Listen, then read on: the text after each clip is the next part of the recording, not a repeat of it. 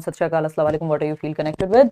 Hopefully आप सभी बढ़िया होंगे, मस्त होंगे, जबरदस्त होंगे, और नहीं होंगे तो अभी हो जाएंगे। इस क्लास के बाद हिंदी पेडागोजी हम लोग डिस्कशन करेंगे क्वेश्चंस का। 30 क्वेश्चंस होंगे। हिंदी पेडागोजी का मॉक टेस्ट है, लैंग्वेज 1 लैंग्वेज 2 इन सब का ध्यान रखते हुए। और अगेन रोज की हम एक तो स्टूडियो चेंज करते रहते हैं, कभी ये कभी वो, कहीं कुछ ना कुछ होता रहता है, तो पेन जो है हमें इसी से काम चलाना पड़ेगा। ये बहुत ही पुराना मार्कर है, 2019 की याद आ गई मुझे, जब व्हाइट बोर्ड पे ऐसे लिखा करते थे और फिर हाथ में जो है थोड़ी सी शाही लग जाया करती थी, तो नॉस्टैल्जिक फीलिंग जो है वो बिल्कुल नॉस्टैल्जिया दे दिया है ये पेन ने आज। चलिए खैर, जीवन है, बहुत सारे बदलाव होते हैं और बहुत सारे बदलाव हमने देखे हैं पिछले 8 साल में। 9 बजे कर देंगे यार, पक्का क्लास कर देंगे 9 बजे। आज और मैनेज कर लो, है ना। मंडे टू फ्राइडे 9 बजे क्लास हो, इसका पूरा प्रबंध करने में मैं लगी हुई हूँ। बहुत सारे चेंजेस जो है इस बार हो गए हैं अभी, है ना। चलो आते हैं, समझते हैं। कुछ 30 क्वेश्चंस करेंगे अलग अलग तरह के, जैसा पेपर आता है ना। लाइक शेयर सब्सक्राइब आप कर देंगे। देखिए क्वेश्चन नंबर 1 फटाफट से पोल में जवाब देंगे, हम ऑलरेडी लेट हैं तो और समय नहीं लगाएंगे। जल्दी से बताइए क्वेश्चन नंबर 1 के बारे में आपका क्या ख्याल है ना। पोल में जवाब देंगे। हिंदी पेडागोजी जहां भी पूछी जाती है, ऑफ कोर्स सीटेट के लिए तो ये है ही, हेल्पफुल रहेगा। क्वेश्चन नंबर 1 है, यदि भाषा सीखना एक स्वाभाविक प्रक्रिया नहीं है तब निम्नलिखित में से सबसे उचित विकल्प होना चाहिए। यानी भाषा सीखना, लैंग्वेज को लर्न करना या लैंग्वेज को सीखना नेचुरल प्रोसेस नहीं है, यदि हम ये मान के चल रहे हैं तो सबसे उचित विकल्प कौन सा होगा। यानी नेचुरल नहीं है, एफर्टफुल है। भाषा को एफर्ट कर करके सीखा जाता है, ये स्वाभाविक रूप से नहीं सीखी जाती। ये क्वेश्चन ने कहा है, मैं नहीं कह रही हूं, मैं कहूंगी स्वाभाविक सीखी जाती है। बट अगर ऐसा माना जाए तो 4 ऑप्शंस में से कौन सा बेहतर होगा। पहला ऑप्शन है भाषा प्रयास से सीखी जाती है, यानी एफर्ट करके सीखी जाती है। भाषा एक प्रणाली है, यानी एक सिस्टम है इसमें। भाषा अपने आप में अद्वितीय है। या फिर भाषा में, ये लिखा हुआ गलत है, अद्वितीय। भाषा में सदैव बदलाव होता रहता है, यानी चेंज होती रहती है। बताइए फटाफट से, अगर नेचुरल प्रोसेस में चेंज भी तो हो सकता है, तो ऐसा थोड़ी है कि अगर ये नेचुरल प्रोसेस नहीं है, यानी ये एक स्वाभाविक प्रक्रिया अगर है तो इसमें बदलाव नहीं हो सकता, ये थोड़ी कहेंगे। अद्वितीय है, बात कुछ और चल रही है, यहाँ पे कुछ और बात हो रही है। भाषा एक प्रणाली है, सिस्टम है एक, तो ऐसा थोड़ी है कि सिस्टम है तो फिर सिस्टम को स्वाभाविक रूप से नहीं सीखा जा सकता। अगर हम बात करें सूबों वाली जो 4 कौशल हैं भाषा के, सुनना, बोलना, पढ़ना और लिखना, तो क्या ये नेचुरल प्रोसेस नहीं है? क्या ये जो सिस्टम है या नियम है, जो कि आपके नॉम चॉम्स्की भी कहते हैं, क्या वो स्वाभाविक रूप से नहीं सीखे जा सकते? सीखे जा सकते हैं, प्रणाली है तब भी। तो ये कहना तो गलत हो जाएगा। एक ही ऑप्शन सही बचता है, भाषा प्रयास से सीखी जाती है। यानी जब हम नेचुरल नहीं मान रहे इसको, नेचुरल का मतलब क्या है यहाँ पे?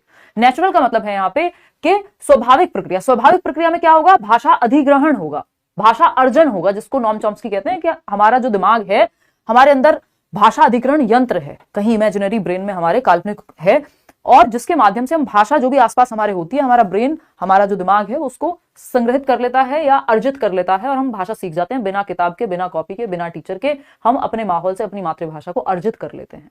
तो अगर ये स्वाभाविक प्रक्रिया नहीं है तो प्रयास करना पड़ेगा। उसमें तो प्रयास नहीं करना पड़ता, बच्चा तो अपने आप भाषा सीख जाता है। तो अब यहाँ पे बस इतना ही अंतर है। अगर हम देखें यहाँ कि भाषा अधिगम जो है, भाषा अधिगम जो है, यानी भाषा सीखना कह लीजिए या अधिगम कह लीजिए, भाषा अधिगम लिखा हो या भाषा सीखना, कई बार सीखना अलग अलग तरह से यूज हो जाता है, अर्जन के लिए भी, ठीक। और अगर भाषा अर्जन लिखा है या फिर अधिग्रहण लिखा है, क्या लिखा है? अधिग्रहण लिखा है, ठीक है। तो यहां पे बस मेन डिफरेंस यही है कि सीखने में प्रयासरत रहना पड़ेगा, अभ्यास लगेगा, प्रयास लगेगा, एफर्ट लगेगा। वहीं जो अर्जन है, अर्जन मतलब आपने अर्जित कर लिया, है ना, ये विरासत में मिलती है हमको एक तरह से अगर देखा जाए, ठीक। तो हमने इसमें कुछ खास एफर्ट किया नहीं है, हमें मिल गया है। तो अर्जन अधिग्रहण क्या है? स्वाभाविक है, इसमें कोई अलग से प्रयास नहीं करता, बच्चा अपने आप सीख जाता है।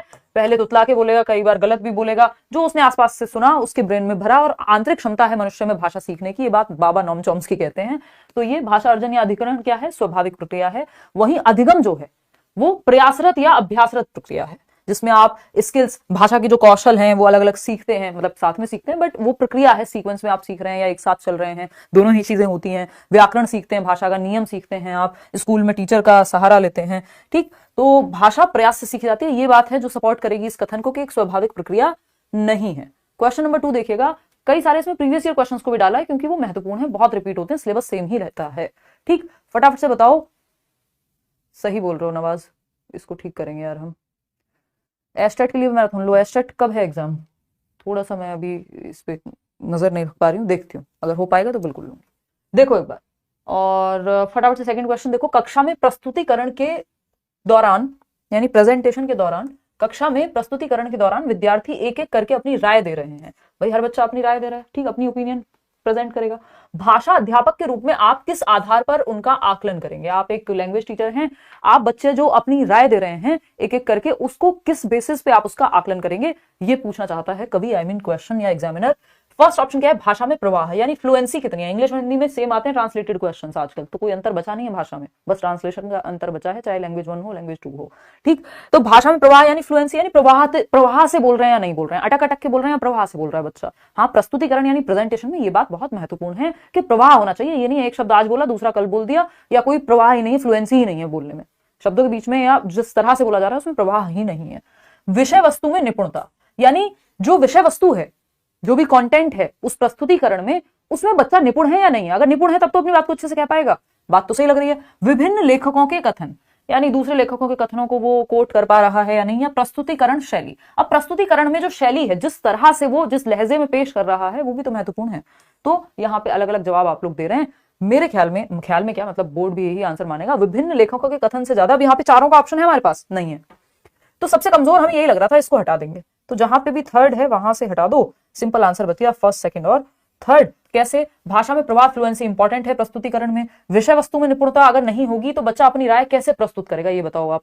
प्रस्तुतिकरण शैली, जिस लहजे में वो पेश कर रहा है, प्रेजेंटेशन स्टाइल जो है वो भी मैटर करेगा।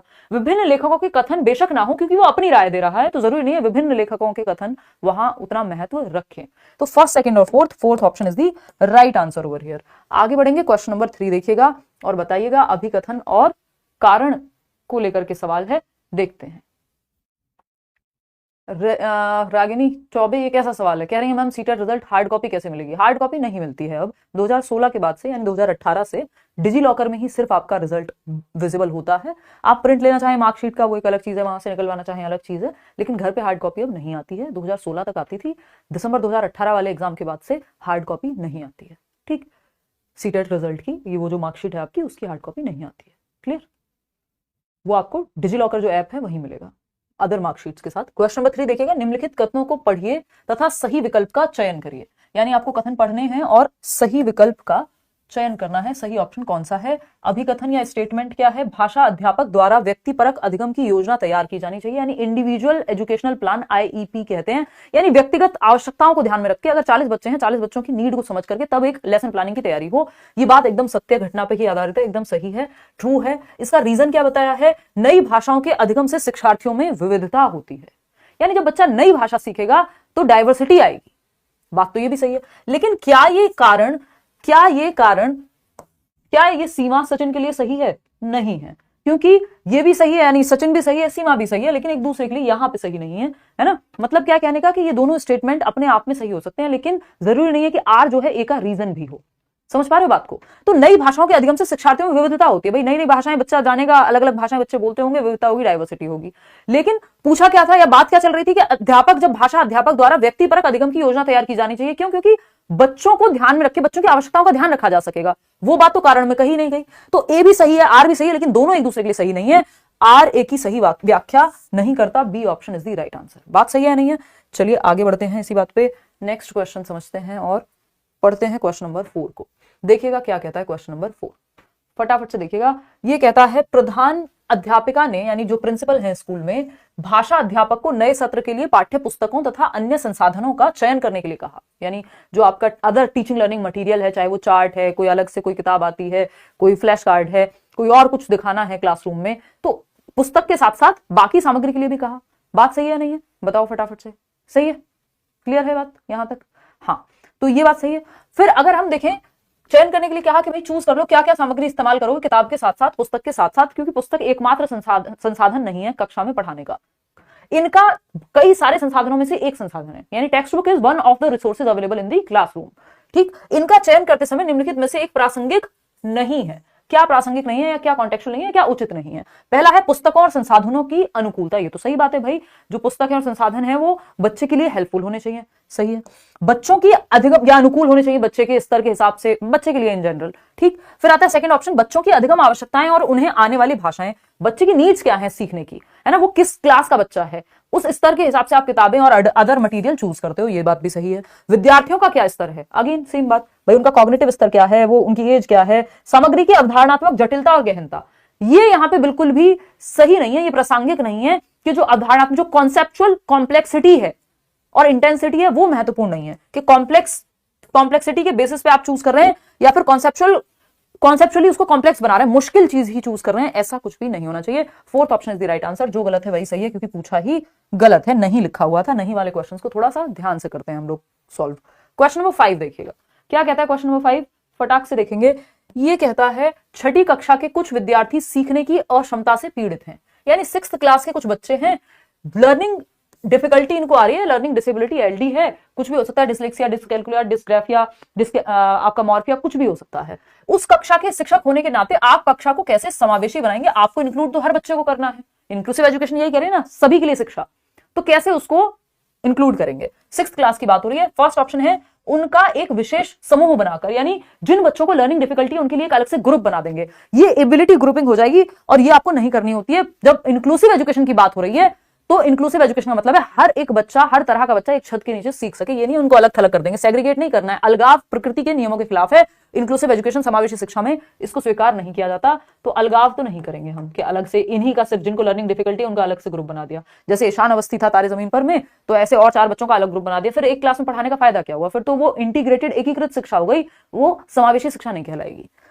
सेकेंड ऑप्शन क्या है, विषय वस्तु को सामग्री की सहायता से प्रस्तुत करके, यानी जो कंटेंट है उसके मदद से आप बेसिकली जो टीचिंग लर्निंग मटेरियल है, चार्ट्स हैं या बाकी चीजें, उनकी सहायता लें। तो बच्चे को अगर मान लीजिए लिखने में दिक्कत है तो वो प्रिंटेड मटेरियल, डिस्ग्राफिया है मान लीजिए, तो उसको देख करके वो हेल्प मिल जाएगी उसको, ये बात सही है, अलग तरीके आपने अपनाए। सी ऑप्शन है उन्हें कक्षा के अन्य सभी विद्यार्थियों के साथ मिलाकर, यानी जो अदर स्टूडेंट्स हैं क्लास के उनके साथ इंक्लूड करके रखेंगे, बात तो सही है।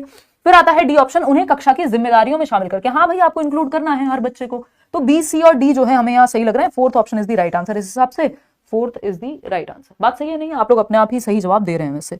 आगे बढ़ते हैं क्वेश्चन नंबर 6 पर। ये क्या कहता है क्वेश्चन नंबर 6? क्वेश्चन नंबर 6 कह रहा है एक अध्यापक शिक्षार्थियों का नाम लिए बगैर उनके वाचन कौशल यानी और उच्चारण में कुछ गलतियों के उदाहरण देकर उनकी गलतियों के बारे में समझ बनाती है।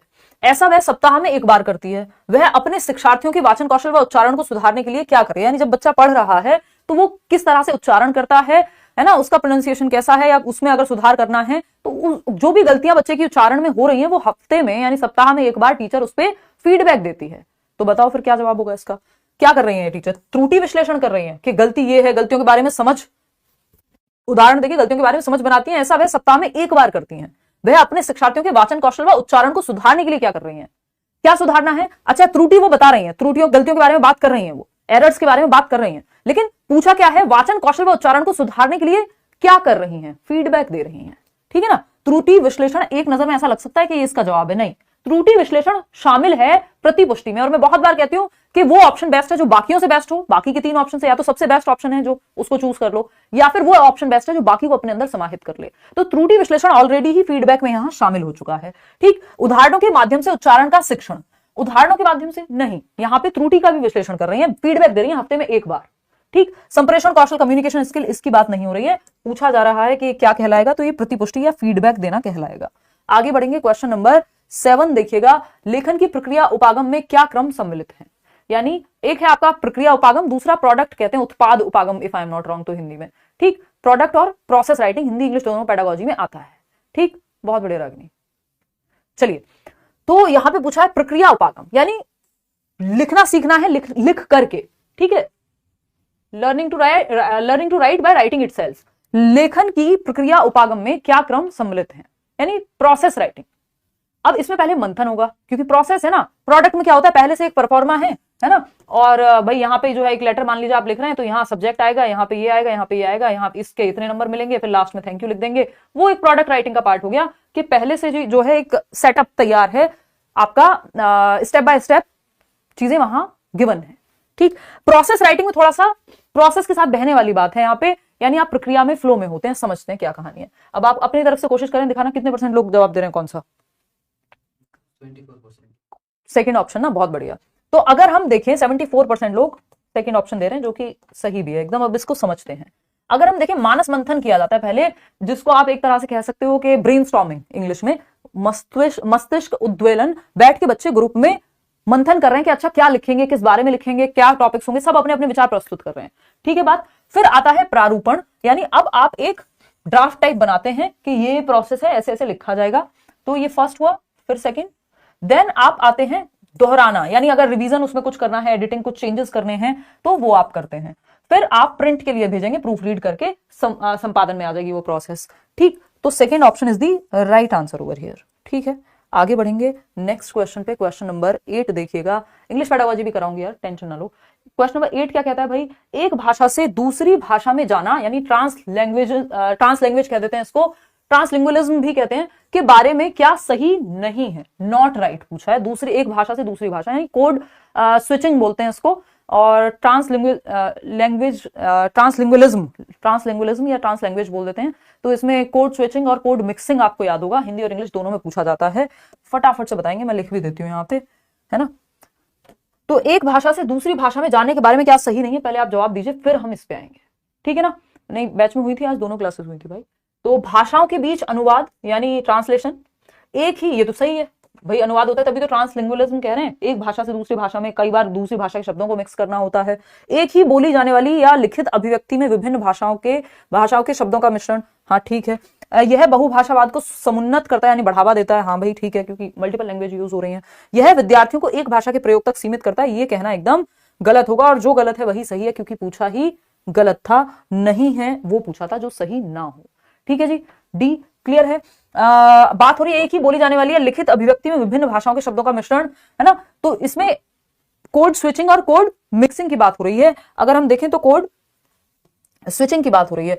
कोड स्विचिंग क्या है, ये ट्रांसलिंगुअलिज्म में, यानी आप एक भाषा से दूसरी भाषा में जा रहे हैं, उसमें एक तो है कोड स्विचिंग, है ना, ये बहुत पूछा जा रहा है अभी हिंदी में भी और इंग्लिश में भी, और दूसरा है कोड मिक्सिंग। क्या है दूसरा? Code mixing. बात सही है या नहीं है? Code mixing. ठीक है, अगर हम देखें यहां तो कोड स्विचिंग में मान लीजिए आप इंग्लिश में बात कर रहे थे, हिंदी में चले गए, ठीक है, स्विच कर लिया। कोड मिक्सिंग में आपने हिंदी में कुछ शब्द मिक्स कर लिए, जैसे मैंने अभी मिक्स बोला तो ये हिंदी भाषा में मैंने मिक्स कर लिए, तो दो भाषाओं के शब्द मिक्स हो रहे हैं वहां पे। ठीक है, इतनी बात क्लियर। चलिए खैर आगे बढ़ते हैं नेक्स्ट पॉइंट पे। क्या कहता है नेक्स्ट पॉइंट? क्वेश्चन नंबर 9 देखिएगा और मुझे बताइएगा कि क्या पूछा है। आपसे मोटिवेशन मिलता है, अच्छा जी धन्यवाद, मेहनत भी कीजिए, सिर्फ मोटिवेशन गाड़ी नहीं खींचेगा, दोनों ही चीजें चाहिए। ठीक, क्वेश्चन नंबर 9, वह प्रश्न जो शिक्षार्थियों को पठन सामग्री को पढ़ने जैसे दिए गए निवेश से आगे जाने के लिए समर्थ बनाते हैं, उन्हें क्या कहते हैं?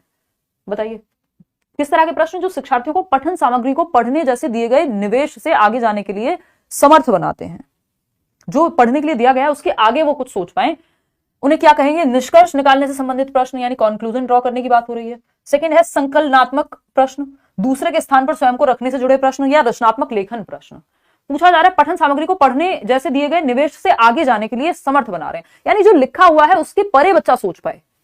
तो सबसे बेस्ट यहां पे होगा कि दूसरे के स्थान पर स्वयं को रखने से जुड़े हुए प्रश्न, एक्स्ट्रापोलेटिव भी कहते हैं इनको कई बार, कि चिंतन आपका जो है वो जागरूक होगा, है ना। रचनात्मकता अपने आप निकल करके आएगी, उसके आगे जा रहे हैं आप, सिर्फ कुछ नए करने की बात होती तो हम रचनात्मकता के साथ चले जाते हैं। आगे बढ़ेंगे क्वेश्चन नंबर 10 पर, देखिएगा एक बार क्या कह रहा है क्वेश्चन नंबर 10। 10वां प्रश्न कह रहा है, एक पाठक अपने पूर्व ज्ञान का उपयोग करके अर्थगत और वाक्यात्मक संकेत बनाती है और फिर अन्य विशिष्ट जानकारी पर जाती है, यहां कौन सा मॉडल अपनाया गया? ध्यान से पढ़िएगा, एक क्वेश्चन इस पे आता ही है, टॉप डाउन और बॉटम अप अप्रोच है, इन दोनों में से कोई एक है, आपको पहचानना है।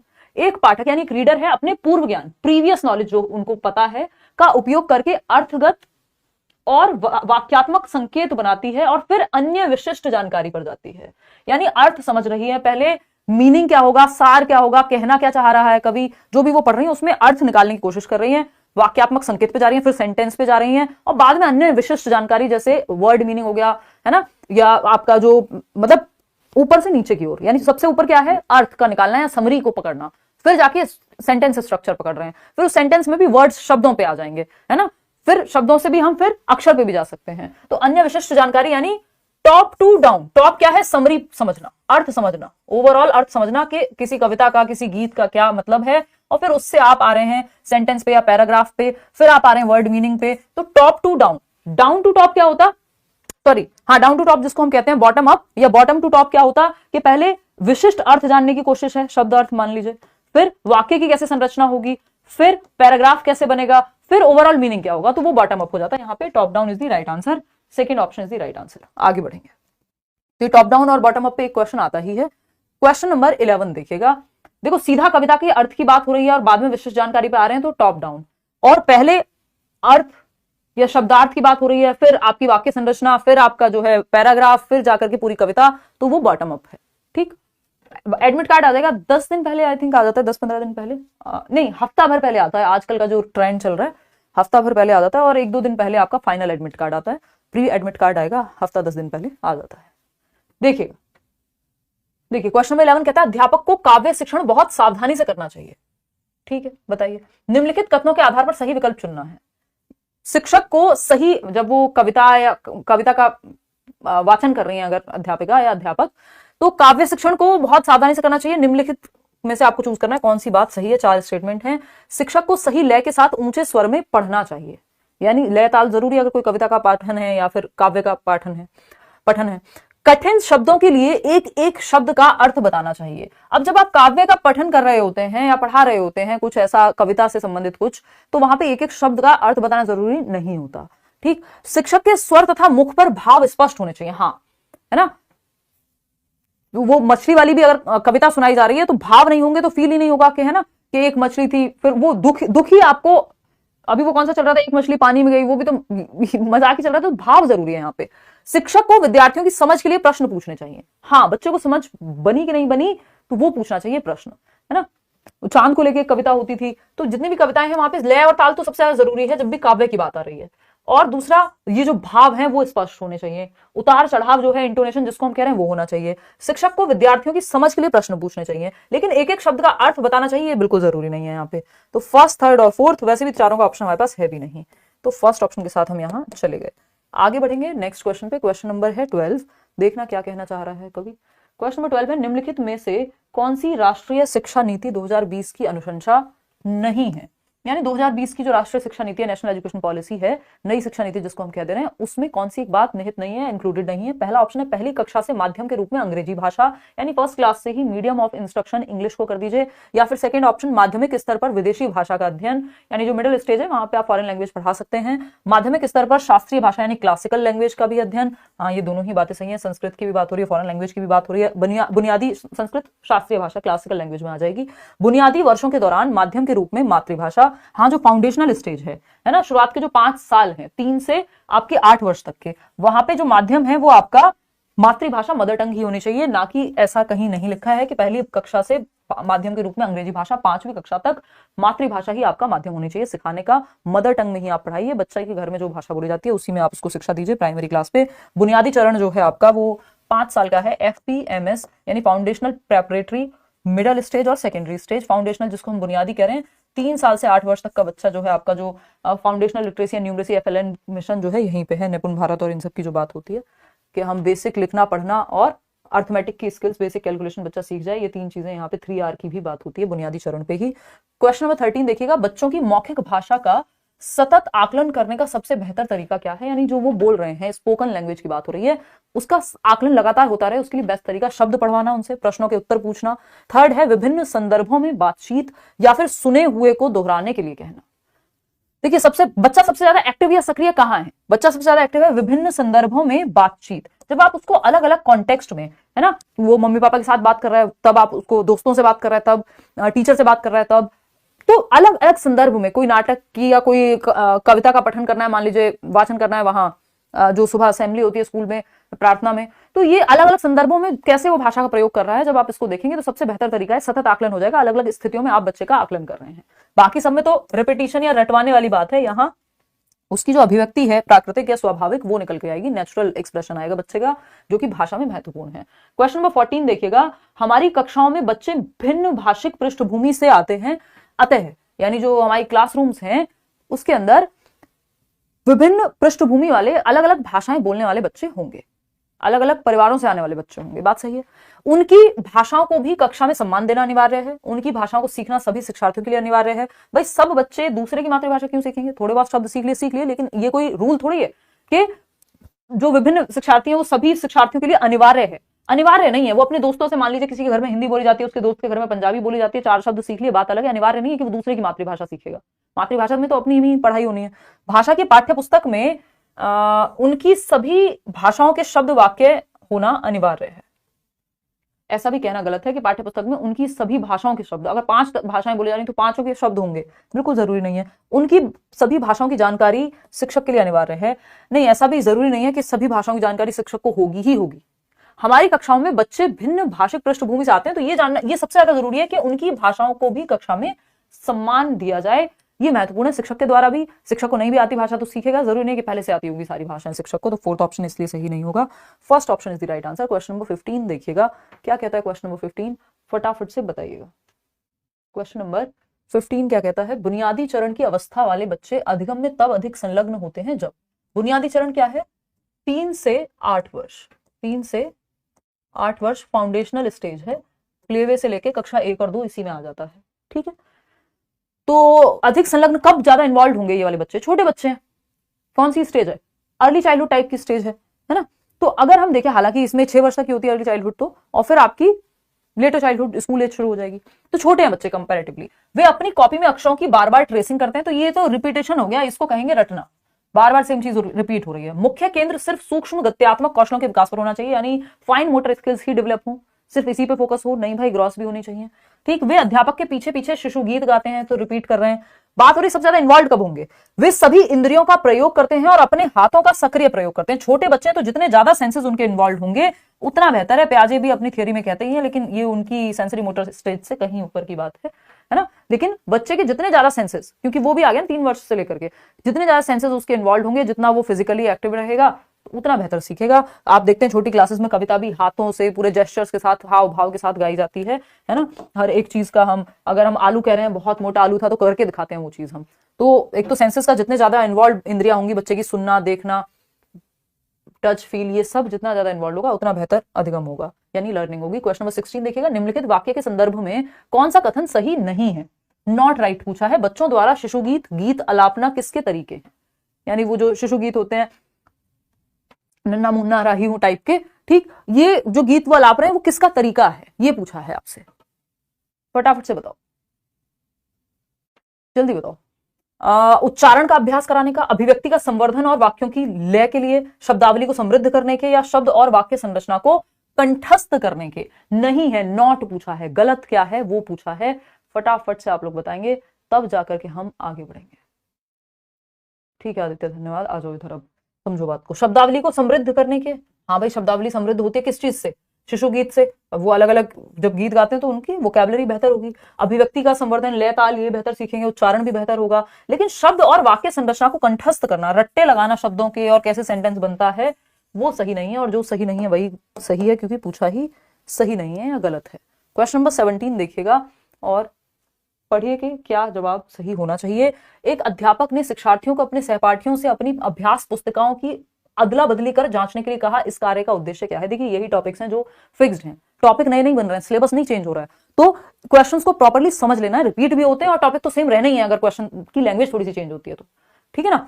तो एक अध्यापक ने शिक्षार्थियों को अपने सहपाठी, जो सहपाठी मतलब पीयर ग्रुप, क्लासमेट्स जो उसके साथ पढ़ रहे हैं बच्चे के, तो अपने सहपाठी या पीयर्स की जब हम बात कर रहे हैं, अपनी अभ्यास पुस्तिकाओं की अदला बदली करने के लिए कहा कि बच्चा है सुमित और दूसरी बच्ची है सुनीता।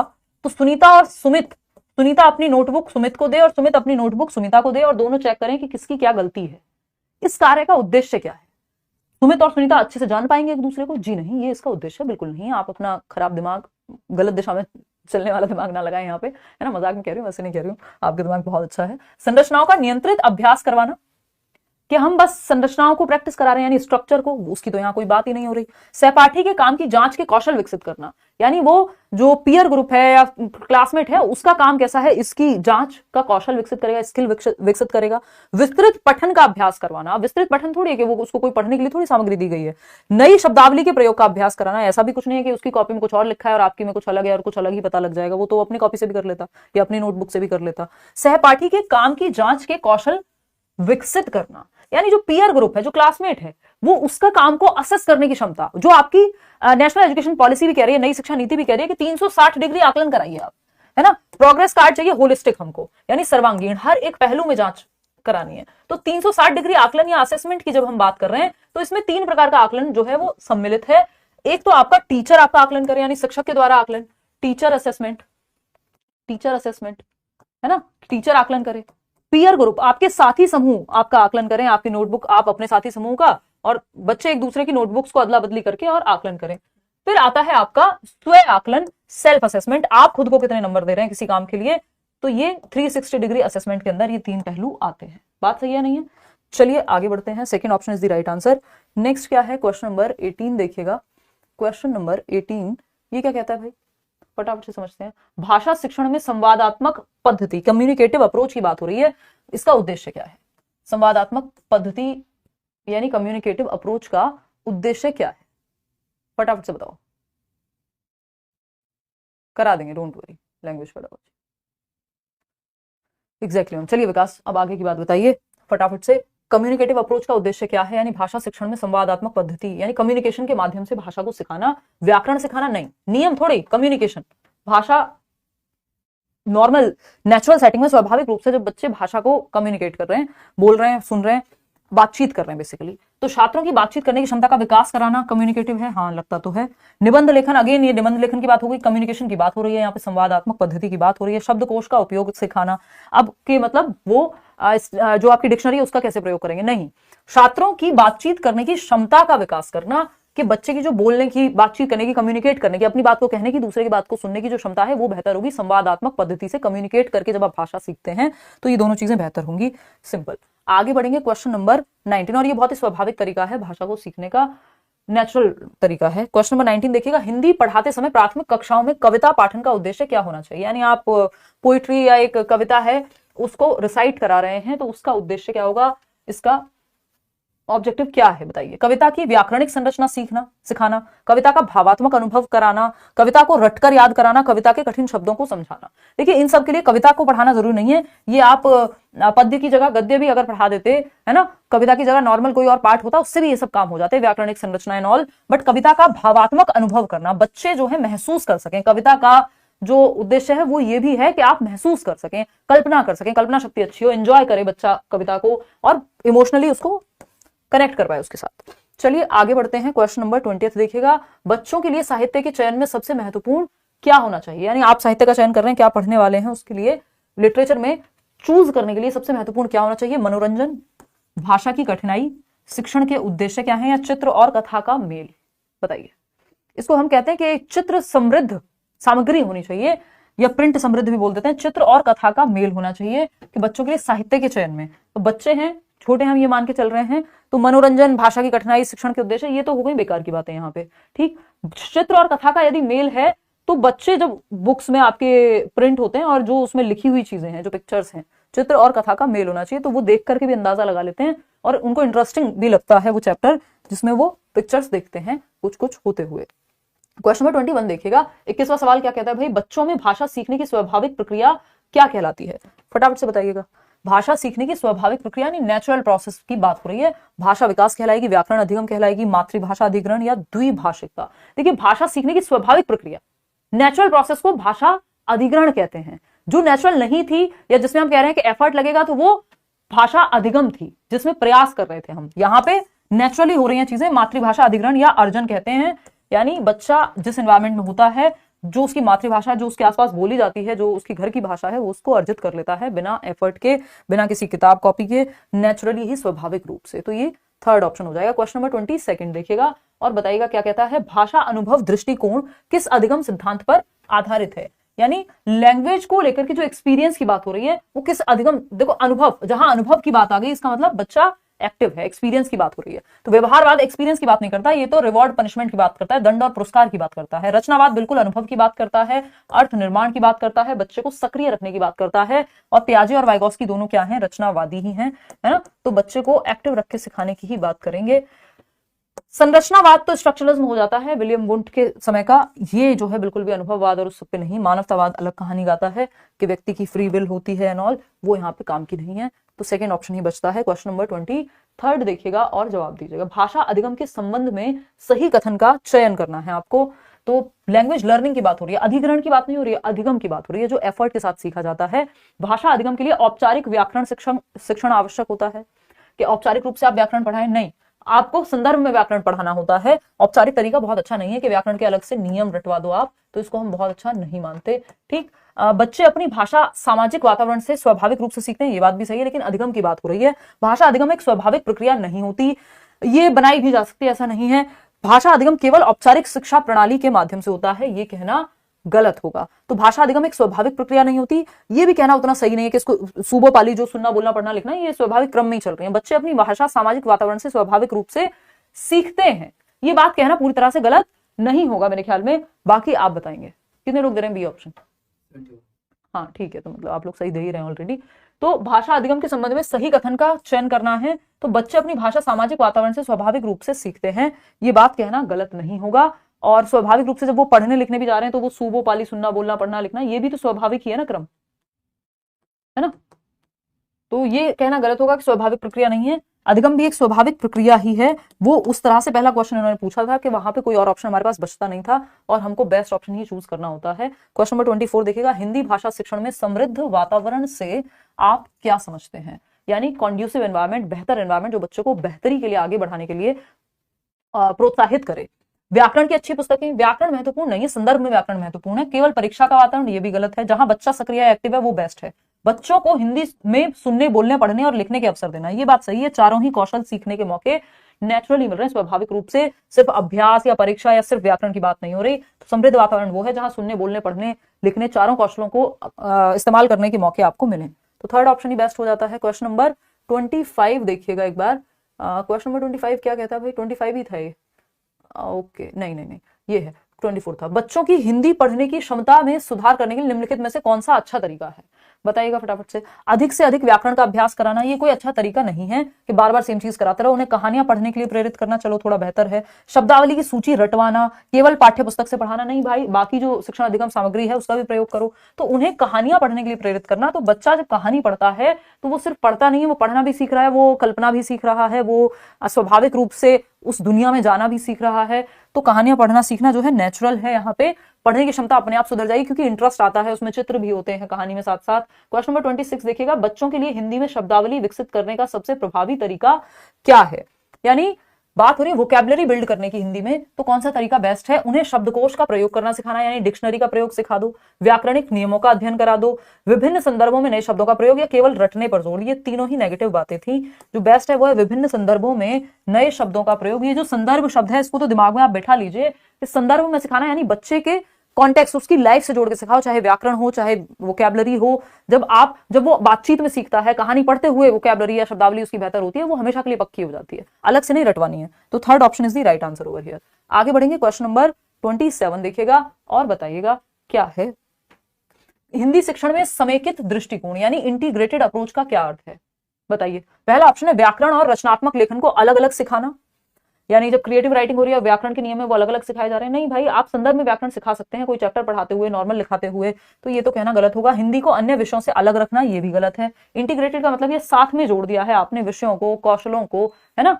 फिर आता है नेक्स्ट, सभी 4 भाषा कौशलों सुनना बोलना पढ़ना लिखना, सूबो पाली जिसको मैं बोलती हूँ, ये जो भाषा के 4 कौशल हैं, जिसमें जो सुनना और पढ़ना है इनको हम ग्रम्यात्मक कौशल कहते हैं, रिसेप्टिव स्किल, और बोलने और लिखने को हम आपका प्रोडक्टिव स्किल्स कहते हैं, उत्पादनात्मक कौशल, या जिसमें आप अभिव्यक्तात्मक कौशल भी कहते हैं, क्योंकि आप बोलने और लिखने में अभिव्यक्त कर रहे हैं खुद को, ठीक, और ग्रहण कर रहे हैं, ग्रम्यात्मक है सुनने और पढ़ने में। सूबो पाली, ठीक, को एक साथ विकसित करना, यानी सभी 4 भाषा कौशलों को एक साथ आप विकसित कर रहे हैं इंटीग्रेट करके, ये बेस्ट तरीका होता है। अगर क्रम पूछ ले आपसे तो सूबो पाली यही क्रम होता है, लेकिन और वो मनोवैज्ञानिक तरीका है। लेकिन अगर इंटीग्रेटेड अप्रोच की बात कर रहे हैं तो ये चारों एक साथ चल रहे होते हैं। ऐसा नहीं सुनना अलग से आइसोलेशन में सीख रहे हैं, बोलना अलग से सीख रहे हैं, सब साथ में ही है, ठीक। लेकिन क्रम पूछेगा तो क्रम यही होगा। क्रम नहीं होते हैं तो कहना गलत होगा, सिर्फ क्रम नहीं होते हैं ये कहना गलत होगा, साथ साथ होते हैं। केवल परीक्षा के, लेकिन क्रम पूछ ले तो यही क्रम है, सूबो पाली। केवल परीक्षा के दृष्टिकोण से नहीं भाई, रट्टाफिकेशन हो जाएगा वो तो। आगे बढ़ते हैं क्वेश्चन नंबर 28 पे। हिंदी भाषा सिखाने के लिए आगमनात्मक विधि या प्रेरक विधि कह देते हैं कई लोग इसको, इंडक्टिव मेथड का अर्थ क्या है? इंडक्टिव और डिडक्टिव पे ये वो क्वेश्चन हैं जो बहुत बार रिपीट होते हैं, रिपीटेडली आते ही आते रहते हैं। तो कोशिश यही की गई है कि पहले इनको अगर हम अच्छे से समझ लेंगे तो फिर आसानी होगी।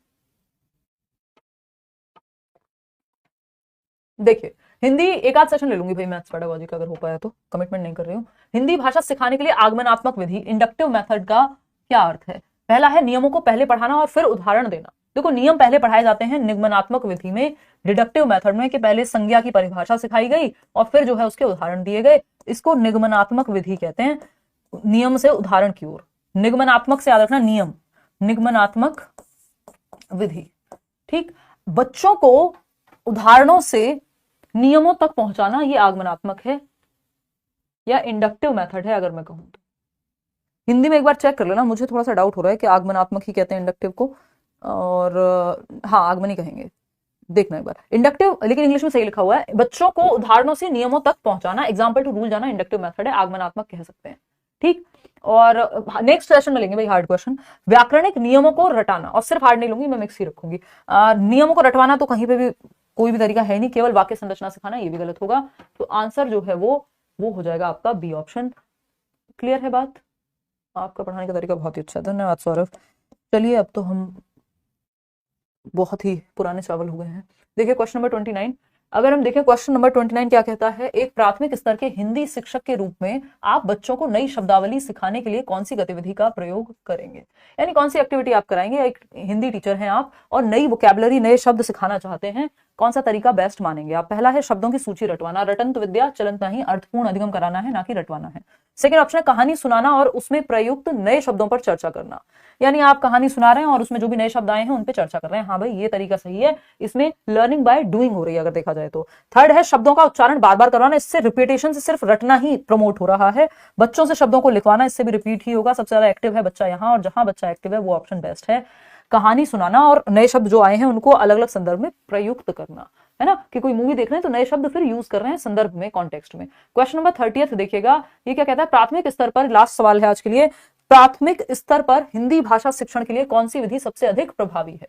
हिंदी भाषा शिक्षण के लिए प्राथमिक स्तर पर कौन सी विधि सबसे अधिक प्रभावी है? बेस्ट मेथड प्राइमरी लेवल पे पूछा है। अनुवाद विधि यानी ट्रांसलेशन मेथड, तो ट्रांसलेट करना कोई बहुत अच्छा तरीका नहीं है, इसमें फिर रटने की तरफ चले जाते हैं हम। व्याकरण आधारित विधि, हालांकि ऐसा नहीं है कि बिल्कुल खराब है, बट बहुत बेहतर नहीं मानेंगे। व्याकरण आधारित विधि, व्याकरण पे फोकस रखो, वो प्राइमरी क्लासेस में नहीं। संवादात्मक, हाँ कम्युनिकेटिव अप्रोच, केवल लिखने पर ये भी गलत हो जाएगा। तो कम्युनिकेशन के माध्यम से, संवाद के माध्यम से, चर्चा के माध्यम से, कम्युनिकेशन के माध्यम से जब हम सीख रहे हैं तो वो बेस्ट मेथड है, सबसे प्रभावी विधि है। आउट ऑफ 30 क्वेश्चन कितने आपके ठीक हुए वो आप कॉमेंट्स में बताएंगे, बताइएगा कि कितने नंबर आपके आए, और आउट ऑफ 30 क्वेश्चंस कितने आपके ठीक हुए वो आप कमेंट्स में बता करके जाएंगे।